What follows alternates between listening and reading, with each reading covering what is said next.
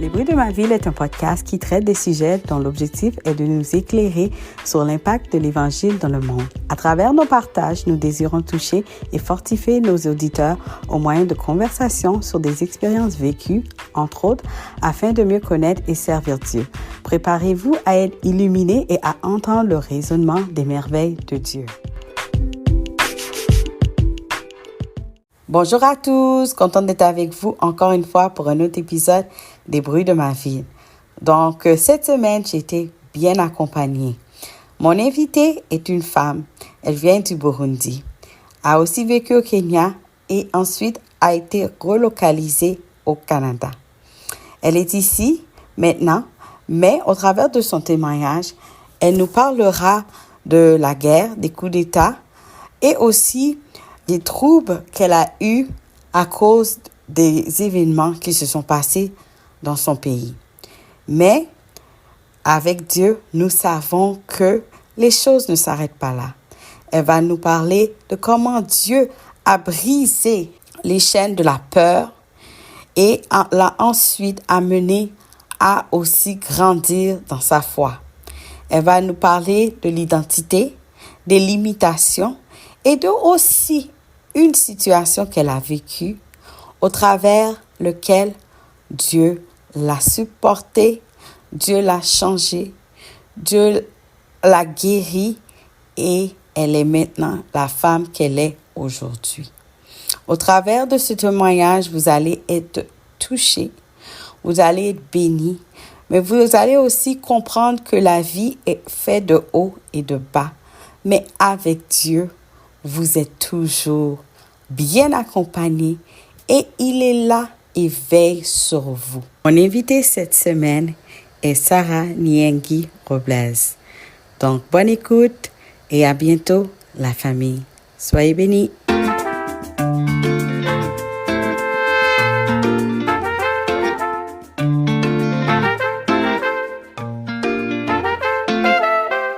Bonjour Sarah, comment ça va? Bonjour Céla, ça va très bien et toi? Oui, ça va très bien, merci. Merci d'avoir accepté l'invitation au podcast. Merci de venir nous bénir ce matin, comme on est ce matin Amen. entre nous. Merci aussi à toi pour cette invitation. Vraiment, je suis choyée, je rends grâce à Dieu. Amen, amen. Ben, j'ai vraiment hâte de pouvoir parler, discuter et juste on a eu une petite introduction de toi déjà, mais tu es Mhm. une femme de feu, une femme de prière, une femme que Dieu a beaucoup travaillé avec quand même, si on peut dire ça comme ça, et tu Oui. vas nous partager tout cela et Mhm. aussi comment nous aussi on peut nous fortifier dans la prière et continuer à marcher. Surtout dans ces temps-ci, là, comme on voit Oui, de tout oui. ce qui se passe dans le monde. Donc, Sarah, parle-nous un peu de toi, de ton parcours un peu. Et je voulais savoir comment a été ton adolescence. Est-ce que tu as grandi dans une famille chrétienne? D'accord, oui. En tout cas, merci encore pour cette opportunité de partager le témoignage.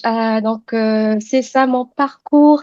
Déjà, je m'appelle Sarah Nyagadzinka Robles et je suis enfant de Dieu et je suis dans la grande famille, adoptée dans la grande famille chrétienne. Je suis originaire du Burundi.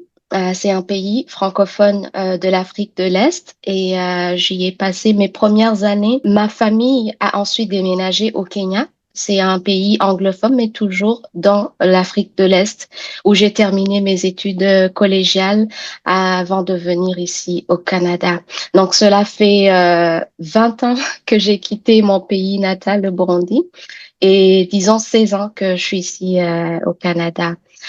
Je suis mariée aussi. Donc, nous avons deux enfants.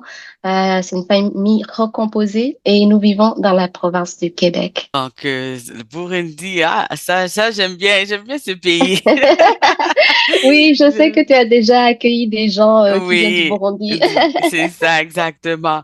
Donc, Oui. depuis lors, est-ce que tu as eu la chance d'y retourner, peut-être passer des vacances, de voir la famille depuis depuis que tu es venue ici? Oui, j'ai eu la chance peut-être à 3 reprises. Dans le fond, au début, quand je suis venue au Canada, ma famille était basée au Kenya, donc je retournais au Kenya. C'était comme le home, vraiment le foyer, c'était au Kenya. Mhm, Mais par la suite, vers les années 2015, mes parents ont relocalisé au Burundi, sont retournés. Donc, je suis retournée peut-être 2 à 3 reprises, je me rappelle pas exactement. Oui. mhm. On parlait de ta famille. Est-ce que tu es née dans une famille chrétienne ou comment tu as rencontré Christ? Est-ce que c'est en venant ici ou au travers des amis, peut-être un programme évangélique? Comment ça s'est Euh, fait? oui, déjà aussi, j'ai oublié la question de l'enfance et l'adolescence. Alors c'est ça, mes parents ne partagent pas la même foi. Donc mon père est athée et ma Mhm, mère est chrétienne. Et depuis notre enfance, mon père nous a toujours laissé le choix de suivre la foi ou la croyance. Lui, il disait, genre, si tu veux suivre ou si tu veux pratiquer la foi, tu es libre, mais vraiment que ça soit toi qui choisisses. Et donc, même s'il était athée, il ne nous empêchait pas d'aller à l'église. Donc, je rends grâce à Dieu pour cela déjà. Mais aussi, ma mère, qui était chrétienne, elle a commencé à parler de Jésus depuis qu'on était petit. Elle nous a apporté des articles de la bonne semence. Donc, ce sont des dévotionnels quotidiens, des calendriers avec des versets, etc. On avait beaucoup de petits articles bonne semence. Et le dimanche aussi, elle nous amenait à l'église évangélique. Déjà, depuis l'enfance, on était exposé à la présence de Dieu. Donc ça, c'était vraiment côté enfance. Et ensuite, adolescence, j'ai grandi dans les années 1990. Il faut savoir qu'à cette époque, dans mon pays, il y avait des guerres, il y a eu des coups d'État, il y a eu des tueries de présidents, des massacres ethniques, des donc j'ai grandi un peu, il y a encore ce souvenir-là des bombardements de la capitale où j'habitais, des feux, des coups de feu, des grenades. Hein, c'était cette période-là, c'est une période sombre. sombre, très sombre. On a perdu nos grands-parents, des cousins à coups de machette. Et je dirais que ça nous a touchés quand même parce que c'est arrivé ici que j'ai vu que j'avais des symptômes de post-trauma, de l'état de post-traumatisme là, dont on parle, le PTSD. Mhm, Euh, Chaque fois que j'entendais un bruit, je sursautais. mhm. Et je me suis dit, mais pourquoi j'ai des réactions comme ça? Je pouvais comme, quand je marche dans la rue, je regarde derrière tout le temps, juste pour m'assurer que je suis correcte. Donc, j'ai constaté en fait qu'il y avait, même si ça s'était passé dans mon enfance et Mhm. que ça faisait des années, on a vécu au Kenya, c'était bon, je suis venue ici, quand même il y a des séquelles qui étaient là et puis j'ai dû vraiment demander à Dieu de me guérir de toutes ces choses-là et vraiment aujourd'hui et aussi avec la lecture, juste se sensibiliser à ces choses-là aujourd'hui. Je suis délivrée de ces sursauts. Ouais. En fait, c'était des sursauts. Oui, donc moi, qu'est-ce que je voulais dire?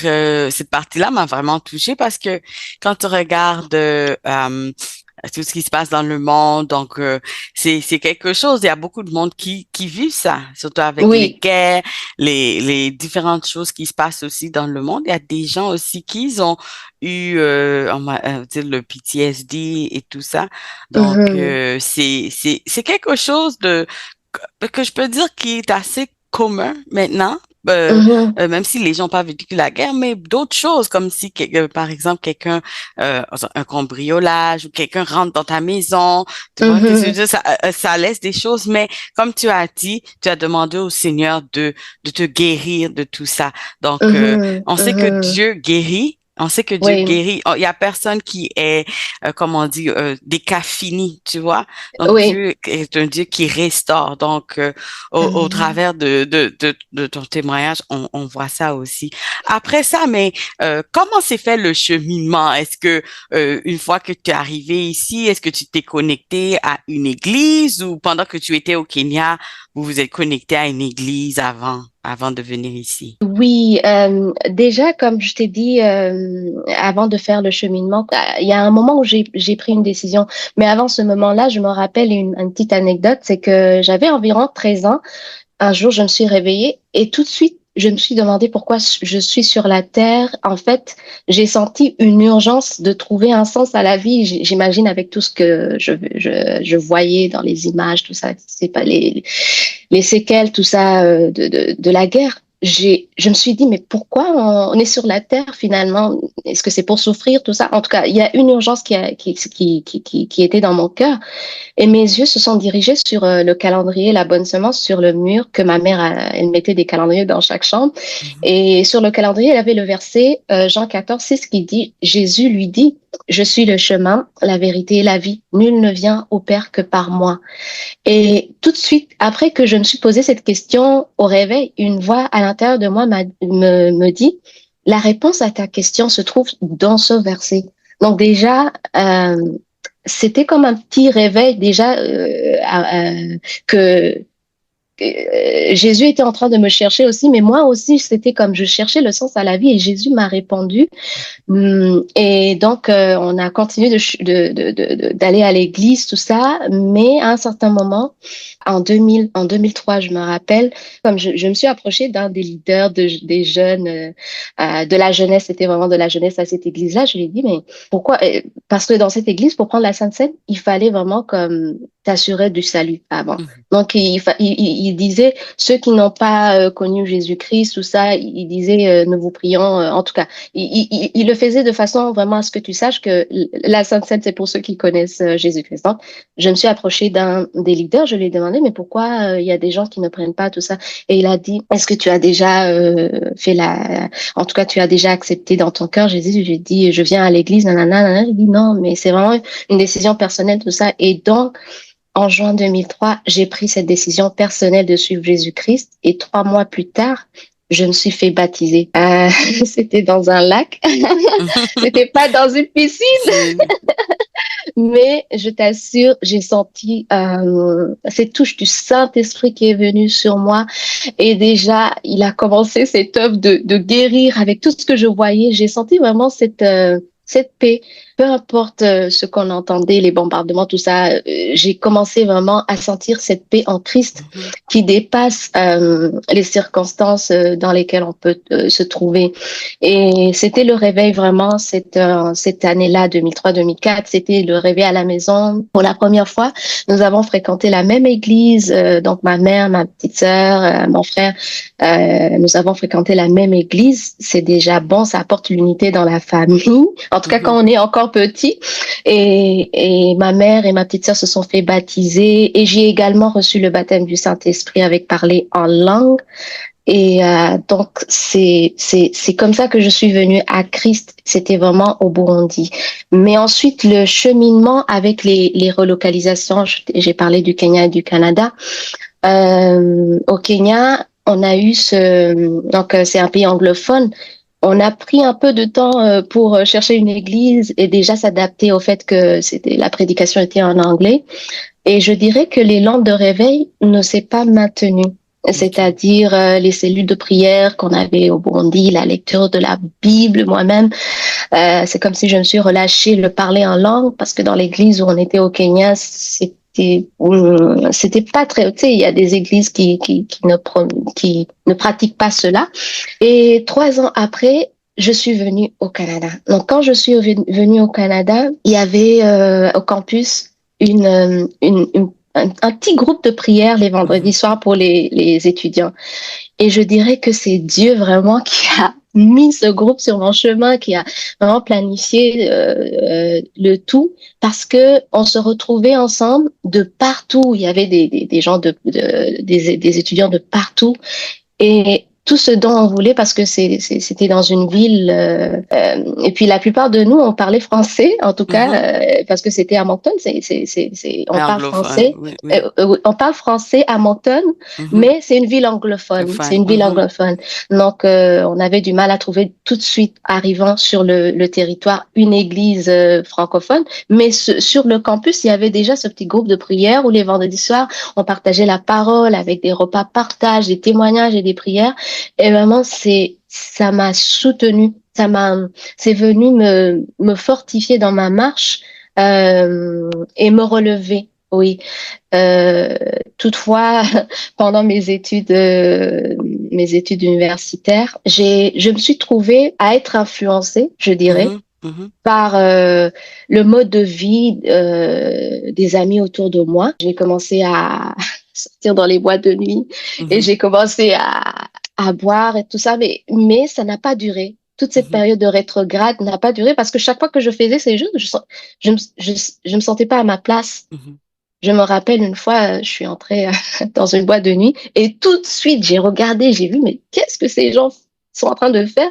Je me suis dit, on rentre tout de suite. Mais les gens étaient comme, on vient juste de rentrer. On n'a même pas commencé à danser. Tu veux rentrer, mais tu rentres mhm. tout seul. Mais c'est comme ça que le Saint-Esprit, en fait, me disait, mais c'est pas ta place. C'est pas ta place, ouais. Oui. Et donc, ça n'a pas duré à trop longtemps. Je suis retournée à Dieu. Et cette fois-ci, j'ai vraiment pris la décision de ne pas faire un pied dedans, un pied dehors, mais vraiment de le servir de tout cœur.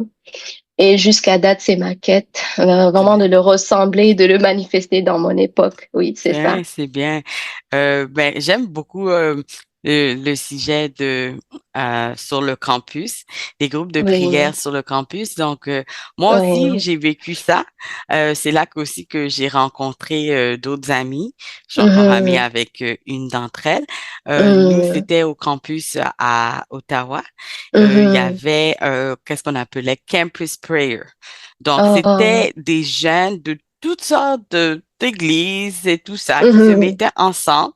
Parfois, il y avait mhm, des musiciens d'ailleurs qui venaient. Et puis, chaque jeudi, il y avait une session prière. Donc, mhm, comme la même chose que tu as dit.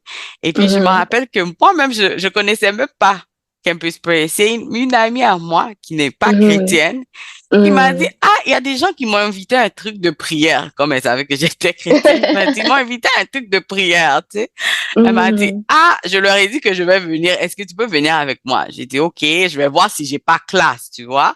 Et puis, mhm, j'ai été avec elle et depuis, j'avais ramené d'autres personnes et j'ai trouvé mhm, que c'était vraiment primordial en tant que chrétien d'avoir des groupes comme ça, surtout la mhm, semaine quand mhm, on est étudiant très occupé à courir entre les cours. Parfois, on n'a mhm, peut-être pas le temps d'aller à l'église, tu vois, ou notre église est un peu trop loin, mais d'avoir mhm, des jeunes du même âge à partager la parole et aussi à ramener d'autres gens aussi. J'ai trouvé que c'est mhm, une beauté sur un campus parce que ça aide aussi surtout les nouveaux à mhm, s'intégrer aussi à rester ancrés. Donc, mhm, oui, ça absolument. c'est quelque chose que je pense qu'il se fait beaucoup plus aussi. Donc, Mhm, c'est quelque chose qui aide. oui. Et puis tout ça. Et comme tu disais, aller dans les boîtes de nuit, écoute, tout le monde a fait les boîtes de nuit, hein. Il faut pas se dire que non. Tout le monde a fait les boîtes de nuit. Et puis, Oui. comme tu dis, non, je peux confirmer qu'arrivé à un point que Dieu Mhm. parle, tu vois, le Oui, Saint-Esprit parle aussi. Et même ton définitivement. esprit n'est pas en À conformation l'aise. à l'aise non Mhm. plus avec Oui. celui qui est dans ces lieux-là. Donc, je pense que toute Mhm. personne passe au travers de certaines choses pour vraiment faire un choix, quoi. Mhm. C'est pour dire, est-ce Mhm. que c'est le monde? Est-ce que c'est Dieu? Est-ce que, oui, tu peux, un certain temps, faire un peu de ça, mais ton esprit ne va jamais être en paix Mhm. si tu sers vraiment Dieu, tu vois. Mhm. Donc, Ouais. c'est ça, non, ça, c'est un point que je pense que beaucoup de monde ont passé au travers de ces situations pour en arriver où Oui. ils sont aujourd'hui. Oui, oui, oui. Ouais, La vie chrétienne, c'est vraiment ça. On découvre et puis on voit, non, ça, c'est pas vraiment ce c'est que Dieu ça. m'appelle à faire ou à être. Et tout de suite, le Saint-Esprit nous ramène sur le bon chemin. Mhm. C'est ça. Et puis quand on écoute aussi, les choses vont mieux. Et puis on se détache petit à petit de ces choses-là. Donc Mhm. c'est ça. Oui. Dieu est bon. Il nous aide aussi au travers du Amen. cheminement. Donc Amen. c'est Amen. ça. Bon, je voulais te demander en lisant sur Instagram, j'ai vu un post qui m'avait vraiment touchée. Hmm.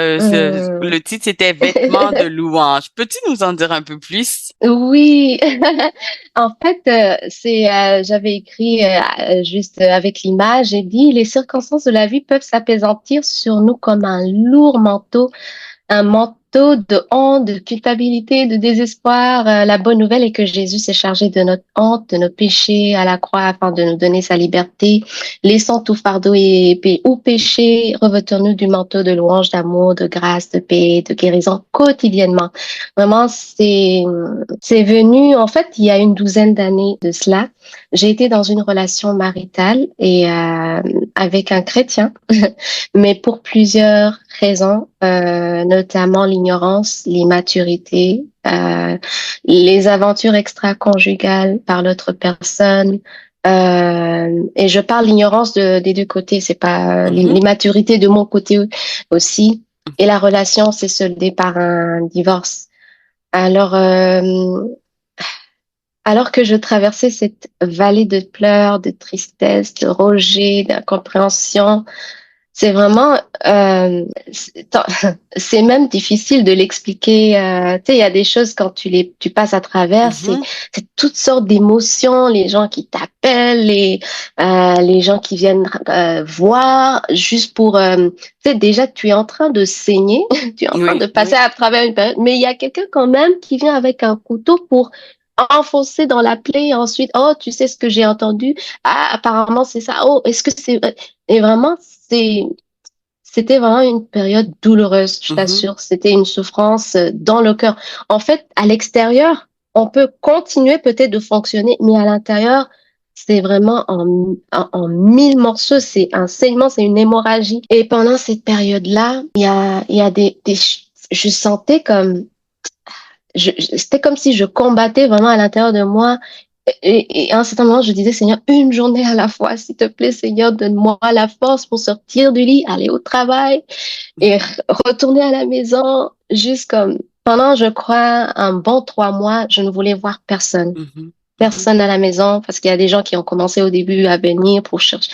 Tu sais, c'était pas de, en tout cas, De bonne foi. de bonne foi. C'est ça. Ils Mhm. venaient pour chercher des choses à raconter. Et moi, j'ai senti dans mon cœur vraiment, je vais fermer la porte, cette porte-là, et chercher Dieu et vraiment comme qu'il me guérisse parce que la Bible me parle qu'il est près de ceux qui ont le cœur brisé. Et surtout que toutes les paroles que j'avais lues que le malheureux crie, le juste crie, l'Éternel entend. Non, je savais que Dieu était proche de ceux qui sont en train de traverser des situations. Et vraiment, je peux dire que sa houlette et son bâton m'ont rassuré, m'ont réconforté. C'est à cette période-là que j'ai vraiment comme cherché Dieu comme jamais auparavant à travers la prière. J'écoutais la musique pour vraiment ça a amené comme un baume sur mon cœur et tout doucement il m'a fait réaliser mon besoin de le connaître. Mhm. Tantôt j'ai parlé de l'ignorance, mon peuple périt par manque de connaissances. Osée 4:6 nous dit et Dieu m'a fait réaliser tout doucement que je dois sortir de l'ignorance, que je dois sortir aussi de je dirais, de la superficialité, parce que j'étais dans une église locale, je servais, lui-même aussi, il servait, mais je vais parler de mon côté, il n'y avait pas cette intimité quotidienne avec mon Seigneur, tu vois. Il y Mhm. a, c'était, comment est-ce que, en fait, je voyais plus le faire que l'être, tu Mhm. vois. Mhm. J'étais dans le faire, aider, servir, tout ça, mais vraiment être au pied de Jésus, être le chercher pour qu'il nous transforme, qu'il nous montre la vision qu'il a, qui nous guide. J'étais ignorante de ce côté. Et donc, il m'a appelé à aller en profondeur avec lui. Il m'a révélé mon identité, mon but, tout ça. Et vraiment, c'est là que j'ai commencé aussi il m'a fait réaliser des limitations psychologiques que j'avais, des limitations moi-même que j'avais dans mon cœur, des limitations culturelles.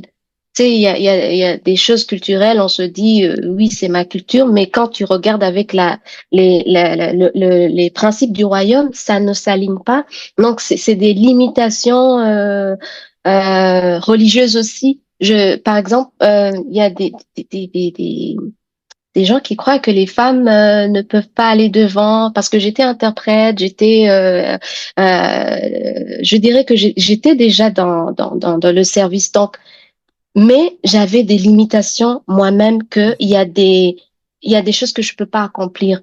Il y a il y a des choses parce que je suis femme ou parce que je viens de tel pays, parce que je suis de telle famille, parce que je sais pas, j'ai subi ça, parce qu'il y a eu la guerre, parce qu'il y a eu ça dans mon passé. Non, c'était tout ça des limitations qui m'empêchaient de porter du fruit et Dieu a vraiment mis le doigt Mhm. là-dessus et surtout ce qui m'empêchait d'accomplir ma destinée et qui me rendait en fait infructueuse. Et il m'a parlé, je vais parler des choses de vraiment des cinq, pas des cinq, mais vraiment, oui, cinq questions qu'il m'a posées. Il m'a parlé de mon identité en Christ. Vraiment que c'est la base, que c'est la base, que je dois connaître mon identité, que je peux pas dépendre des échecs du passé, je peux pas laisser les échecs définir mon futur. Voilà, c'était déjà peut-être, je voyais un échec, je me disais que c'est fini, voilà, j'ai ça sur mon casier. Est-ce que je vais pouvoir accomplir ma destinée? Mais il m'a parlé, il m'a dit, viens plutôt, je vais te montrer qui tu es en Christ. Et donc, il m'a dit, la vie nous posera cinq questions. Mhm. Cinq ou six questions existentielles. Qui es-tu? Ça, c'est l'identité et la base. La deuxième question, pourquoi es-tu venu sur la terre? Ou pourquoi existes-tu? Et c'est le but ou le dessein pour le quoi nous sommes ici. Oui, pourquoi je suis à Québec? Pourquoi quelqu'un d'autre est quelque part sur une île? Pourquoi il y a un but dans tout cela? Et la troisième question, c'est où vas-tu? C'est-à-dire la vision, la destination. La quatrième question, c'est qu'as-tu chez toi? Vraiment de déterminer qu'est-ce que Dieu a mis en moi, les ressources, le potentiel. Et la cinquième question, c'est avec qui feras-tu ce voyage, qui est aussi primordial. Avec qui feras-tu ce voyage dans la vie? C'est-à-dire les associations, les gens avec qui je peux me mettre pour marcher, pour cheminer. Tout ça, c'est des questions que la vie va nous poser. À qui profitera ton existence? La dernière question. La gloire, pour la gloire de qui? En fait, et la réponse à ces questions, m'a aidé à déterminer ce qui est essentiel, le sens réel de ma vie. Et chaque mauvaise réponse à une seule de ces questions laisse un avantage à l'ennemi pour venir me perturber. Donc, si je ne réponds pas bien à la question de mon identité, l'ennemi va venir me faire croire que, à cause de la circonstance que je suis en train de traverser, ben, c'est ça mon identité. Je vais juste donner un exemple. Vous savez, dans le passage de Ruth, hein, on parle de Naomi qui revient à Bethléem avec Ruth. Et puis les femmes sont en train de la regarder. Ils disent, oh mon Dieu, est-ce que c'est Naomi qui revient, tout ça? Et puis elle dit, non, ne m'appelez plus Naomi parce que l'Éternel m'a traité durement, en tout cas. Elle a dit, appelez-moi plutôt Mara. Et Naomi, ça veut dire gracieuse, agréable, tout ça. Et Mara, ça veut dire amertume. Donc, parce que elle avait perdu ses enfants, ses deux fils, elle avait perdu son mari, elle avait perdu ses richesses, elle revient à Bethléem, les mains vides, tout ça. Donc, elle se sentait comme une échec et elle s'est identifiée comme une échec. Donc, ça nous arrive souvent qu'on peut traverser une situation. Dans mon cas, c'était le divorce et il y a des étiquettes, divorcé, séparé, mère monoparentale, en tout cas père monoparental. Et ça peut nous empêcher d'accomplir notre destinée si on laisse ces choses ou ces étiquettes que la société peut nous mettre ou nous-mêmes nous mettre, si on les laisse nous identifier ou mettre une étiquette sur nous d'identité. Mais en fait, j'ai il m'a fait réaliser que l'importance de vraiment répondre à ces questions et en tout temps de demander au Saint-Esprit, j'ai parlé des associations, des gens avec qui on connecte. Il y a des gens qui peuvent nous fausser, nous enlever de notre destin, nous enlever de notre couloir, nous enlever de chemin où Dieu veut nous mener. Et toutes ces questions, comme j'ai dit, vraiment, c'est comme des balises que Dieu met autour de nous pour vraiment marcher dans sa destinée. Donc, il m'a parlé beaucoup sur ça, la question de l'identité étant fondamentale parce que la fondation sur laquelle on construit notre vie est si la réponse est légère ou fausse, l'édifice sur lequel se construit notre vie sera fragile. finira par s'écrouler. Et vraiment, ma prière de tous les jours, c'est pas que je suis arrivée, j'ai trouvé tout, non.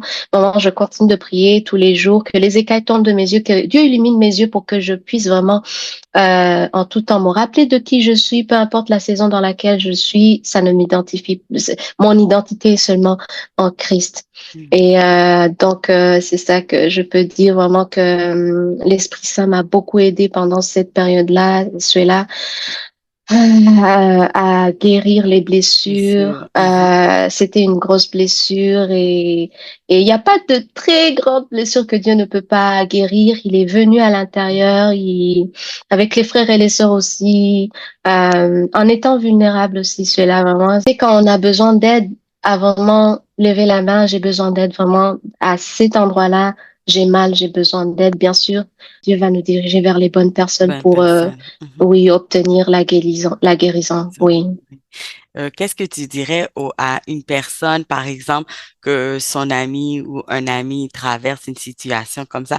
Comment est-ce que cette personne peut aider un ami? Toi, comment t'aurais aimé qu'une personne t'aide au travers Hmm, de ça? Tu as dit qu'il y a des gens qui sont venus juste pour ramasser des paroles, mais c'est comme un vrai ami, tu sais, comme un hmm. Jonathan pour un David. Tu sais, comment est-ce qu'une personne peut aider une personne dans une situation comme celle-ci? C'est vraiment de ne pas venir avec les condamnations.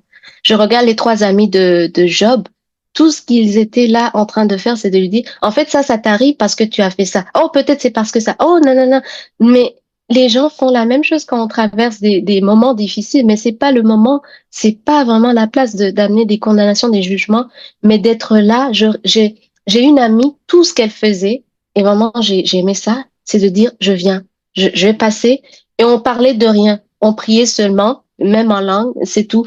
Et elle me dit, OK, il faut que tu manges. OK, c'est tout. Elle me posait pas de questions. Elle n'était pas en train de chercher, oh, c'est qui est en faute. Oh, peut-être, ah, j'ai entendu. Non, vraiment, elle était là, là. Des fois, c'est pas tellement les paroles, mais c'est être à l'écoute, c'est être là et vraiment d'aider la personne à se relever déjà, à retrouver des forces parce que ça te suce toute la force et tu te Mhm. sens vraiment comme dégonflé. Mais c'est ça, j'aurais bien aimé avoir quelqu'un comme cette amie-là. En tout cas, moi, j'ai eu cette grâce. Cette amie était là, elle m'appelait, tout ça pour prier, pas pour poser des questions aux condamnés. Mhm. Et vraiment, je dirais que le conseil que je donnerais, vraiment d'éviter les condamnations, d'éviter les jugements. Et on sait jamais qu'est-ce qui se passe entre un homme et une femme. Même si on peut entendre, oh, c'est ça qui s'est passé. On sait pas qu'est-ce qui s'est, c'est Dieu qui sait qu'est-ce qui s'est Mhm. passé. Éviter les jugements, les condamnations et laisser Dieu vraiment prier pour les personnes. Ils ont besoin de prière. C'est la plus grande chose dont ils ont besoin, c'est la prière et envoyer des textos. Il y a une maman pasteur qui m'a envoyé des textos d'Ésaïe 61, d'Ésaïe, tout ça. Et ça me bénissait parce qu'à un certain moment, je pouvais pas ouvrir la Bible. Mhm. Et c'est ces textos-là qui m'ont porté. Elle m'envoyait des textos le matin, j'ai pensé à toi, voici. Ouais. Et c'était vraiment un baume guérisseur sur mon cœur et ça coulait et ça m'a aidé à aller une journée à la fois, 1 an, 2 ans, 3 ans, 4 ans et plusieurs années plus Plus tard. tard. Oui, Ouais. oui. Et Dieu a fait de très belles choses, donc on va parler vers la fin. Donc, Amen. tu as cheminé, comme on dit. Et puis, Oui. de belles choses se sont passées. Ta vie de prière a Amen. augmenté. Tu as fait l'école Mm, biblique et d'autres études. Comment a été cette expérience de faire l'école biblique? Donc, on peut voir que là, les limitations, mm. là, ils ont explosé. Il n'y avait plus de limites, là. Donc, comment ça s'est passé? Comment tu as Oui. senti qu'il fallait faire l'école biblique et d'autres études? À partir du moment que vraiment Dieu m'a montré que j'étais dans l'ignorance totale, j'étais dans le faire, servir, courir à l'église, mais écoute, il faut aussi t'ancrer dans la parole, il faut aussi chercher Dieu d'une autre façon, vraiment, pas juste de l'écouter le dimanche et puis dans les... Non, c'est ça, c'est une soif en moi qui est née de le connaître, qui il est. Et je me suis inscrite des formations, tout ça. À un certain moment, pendant la pandémie, je me suis dit, mais c'est le moment, parce je travaillais de la maison et ça me donnait un temps pour faire autre chose, le temps passait dans le trafic, tout ça. Moi, le Saint-Esprit m'a mis à la conviction de le fructifier, d'investir ça dans des formations, école biblique. Donc, il y avait une école en ligne que j'ai suivie, c'était en 2019, et ensuite de ça, cette école biblique a ouvert des horizons pour moi, c'est IEBI. Ça m'a ouvert des horizons, c'était comme, waouh, mon Dieu, qu'est-ce que j'étais en train de faire? Où est-ce que j'étais? Mais le Seigneur m'a montré, ça va être continuel jusqu'à ce que c'est pas que tu arrives et c'est comme ça que j'ai eu ce goût-là de continuer l'expérience.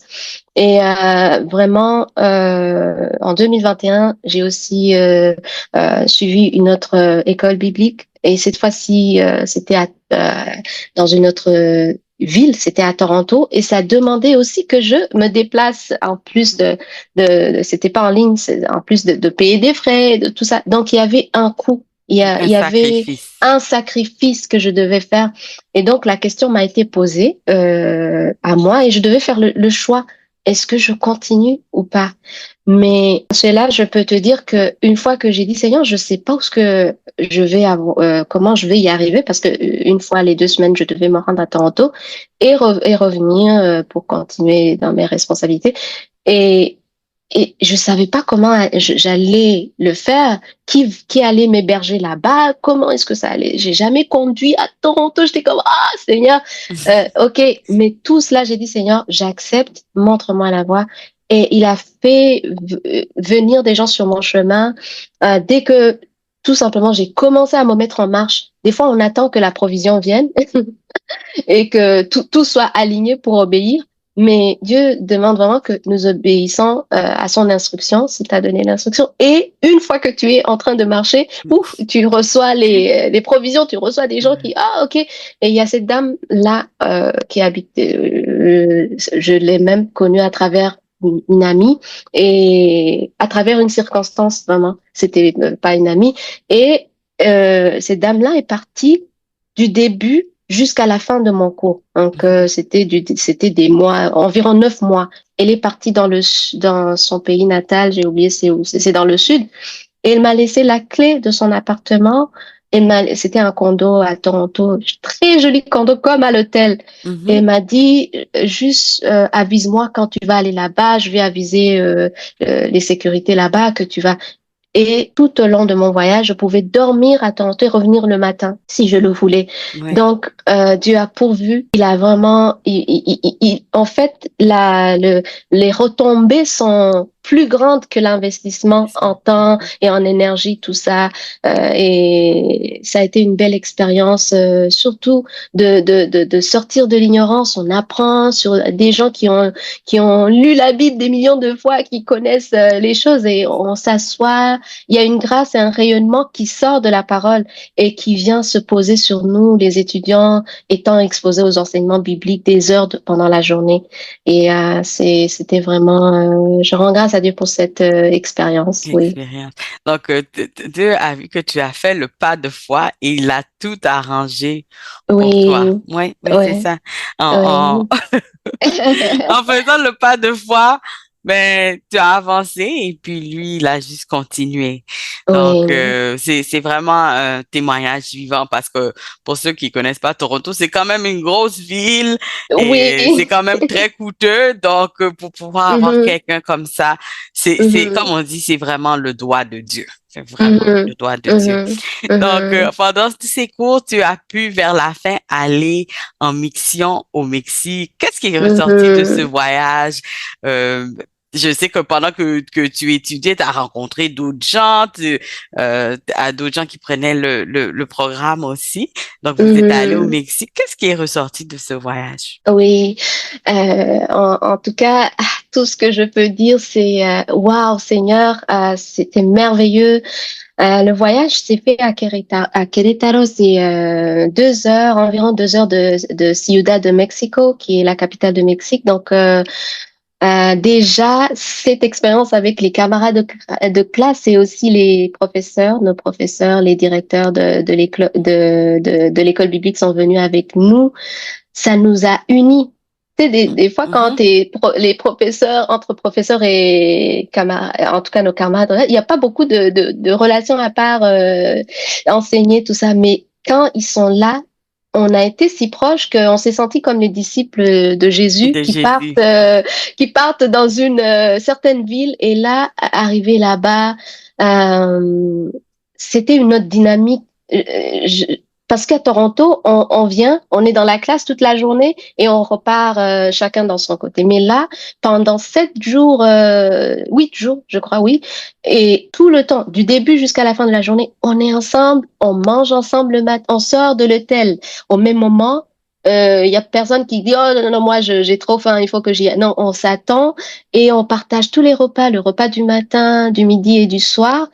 Et, et on partageait des temps aussi des temps de worship là. Il y avait des temps Louange, de oui. louange et adoration ensemble avant d'aller faire le ministère à l'extérieur. Et je sais pas, c'est un autre niveau de connexion, c'est un autre niveau. On sent que la Bible devient réelle. En fait, ce qu'on lit dans Actes et dans ce que les apôtres, les disciples faisaient, on le sent comme si ça devient vie parce que nous avons pu offrir des repas à l'hôpital. Donc, on préparait le matin, on se réveillait, tout ça, on se préparait, on marchait ensemble. On prenait pas de bus, c'était proche, tout était proche, environ 20 minutes, 30 minutes de marche et on préparait les repas qu'on allait offrir aux gens. Par exemple, on s'est rendu à l'hôpital.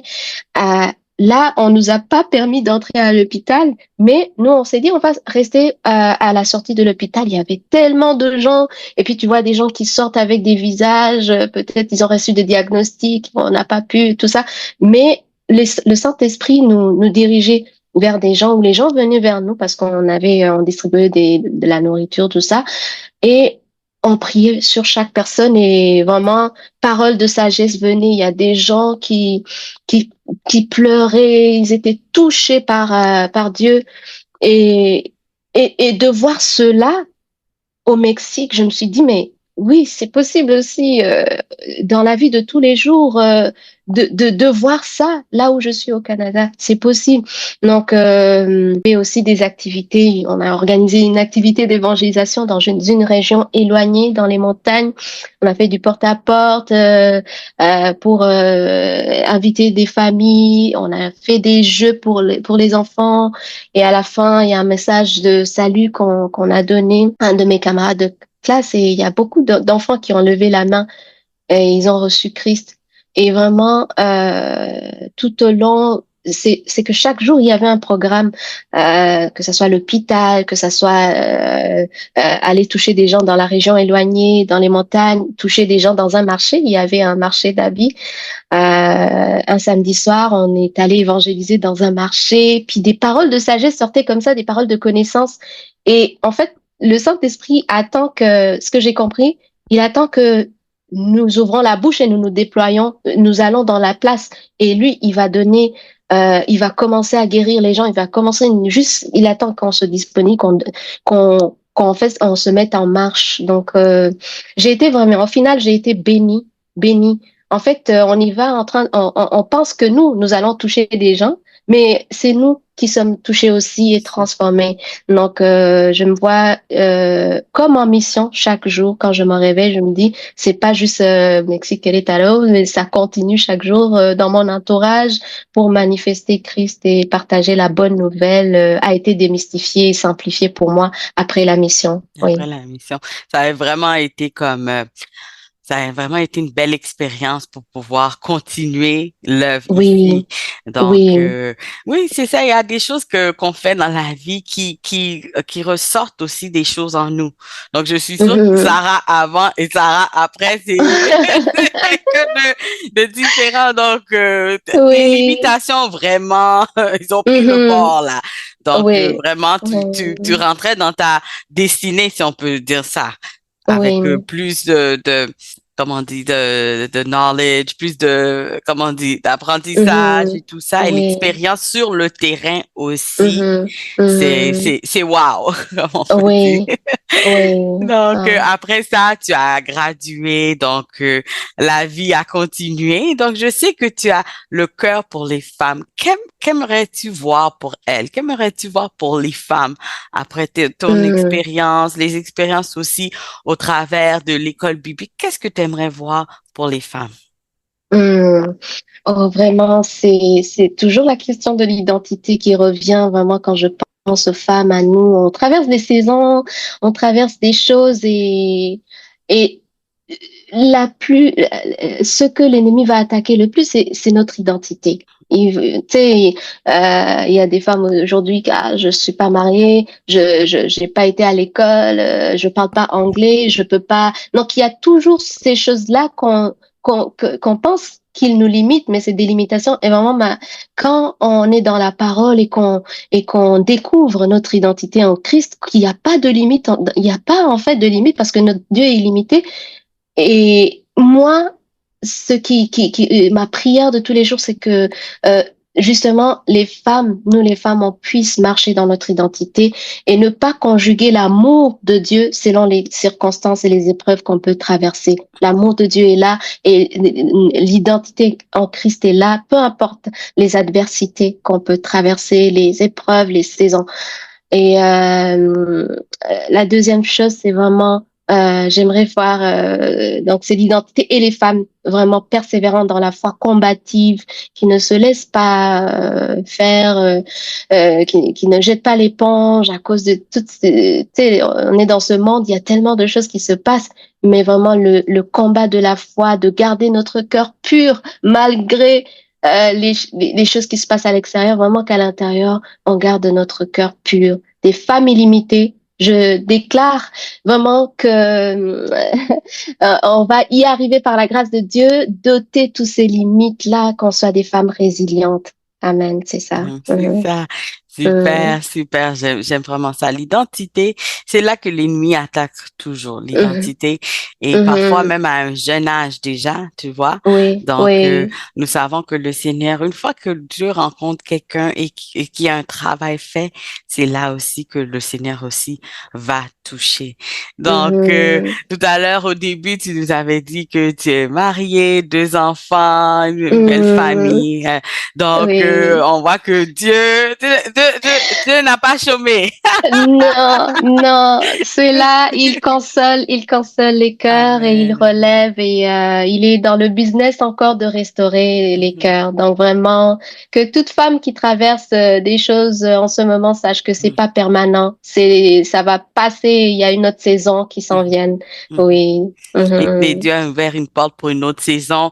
Tu as Oui, rencontré quelqu'un d'autre, vu que vous oui. vivez le grand bonheur. Est-ce que, arrivé à un point, tu te disais, ah Seigneur, est-ce qu'il y a quelqu'un pour moi dehors? Et comment était ton ressenti avant de rencontrer ton mari maintenant? Te dire la vérité, cela, j'étais arrivée au point où mon seul ma quête, en fait, c'était de chercher Dieu. Mhm, C'est tout ce que je peux te dire. Mais oui, il y a des gens, surtout mais les parents te demandent, ah, mais là, j'avance, qu'est-ce que tu fais, tout ça. Mais quand j'étais avec moi-même, toute mhm. seule, je sentais que Dieu est en train de faire. En fait, il va pas me laisser comme je suis. Il va pas. Il va s'occuper. Il va faire. C'était une question de temps avant Le que temps. Mhm, les choses s'alignent et tout. mhm, Et vraiment, je m'occupais du royaume. Je m'occupais de faire le bien autour de moi. Je m'occupais des choses qu'il mettait sur mon cœur pour ma famille, pour mon entourage. Et même quand j'ai rencontré la personne, euh, sur le coup, c'était pas oh j'ai rencontré, non, ça a pris mhm. des mois avant que je puisse comprendre qu'en fait c'était un alignement que Dieu a fait pour qu'on se rencontre dans c'était un camp, comment on appelle ça, un camp C'est camp des boulots. C'est Un camp des célibataires, c'est ça? voilà, de personnes, on les appelle des personnes seules. Des personnes seules. Bon, J'aime pas le mot, mais j'aime pas le mot non plus. Bon, oui, en fait, c'est parce qu'ils disent que une fois que tu as été marié, tu peux plus retourner à l'état de célibataire. C'est pour ça qu'ils disent des personnes seules, parce qu'il y a des gens qui ont rencontré toutes sortes de situations, donc qui ne sont plus célibataires ok. et qui sont pas mariés, tout ça. Donc, c'était un camp pour la guérison, justement, dans l'école. On nous a parlé d'être épanouis dans Mhm, notre marche en tant que célibataire, et j'ai vraiment aimé le thème, le, le fait qu'on peut être épanoui dans la saison où on est en mhm, Christ, en fait. On peut mhm, être épanoui, on peut être productif, c'est-à-dire porter du fruit, parce qu'en tant que disciple, Dieu nous appelle aussi à porter du fruit, à être mhm, une lumière. Ça n'a rien à voir, comme tantôt j'ai dit, notre identité n'a rien à voir avec l'état marital, le statut marital ou le compte en banque ou si je suis mhm. au chômage ou quoi que ce soit. Tout ça, c'est pas des choses qui nous empêchent de porter du fruit, et je trouve ça merveilleux qu'à toute saison, on peut porter du fruit. Ouais, Oui. ouais. Ouais. Barade. Et puis, tout s'est fait. Et puis, Dieu a fait la connexion. Moi, comme je dis toujours Mhm. aux gens, quand Dieu localise, il localise. C'est pas, il y a pas de, Vraiment. il y a pas, oh, je me suis perdue en chemin, etc. Non, quand Dieu Mhm. localise, il localise. Donc, faut juste Ouais, continuer à faire ce que nous devons faire parce que Dieu c'est nous a ça. donné une mission et nous devons Mhm. avancer C'est et faire ça. avancer aussi le royaume qui est très important. Donc, Mhm. merci beaucoup, Sarah, de nous avoir partagé ton témoignage. As-tu un dernier mot pour nos auditeurs? Ah, oh oui, j'aimerais vraiment remercier tous nos auditeurs, nos auditrices, et merci de m'avoir écouté. Vraiment, je nous encourage tous de mener le bon combat de la foi, de toujours le chercher, s'attendre à lui, peu importe les circonstances et les saisons.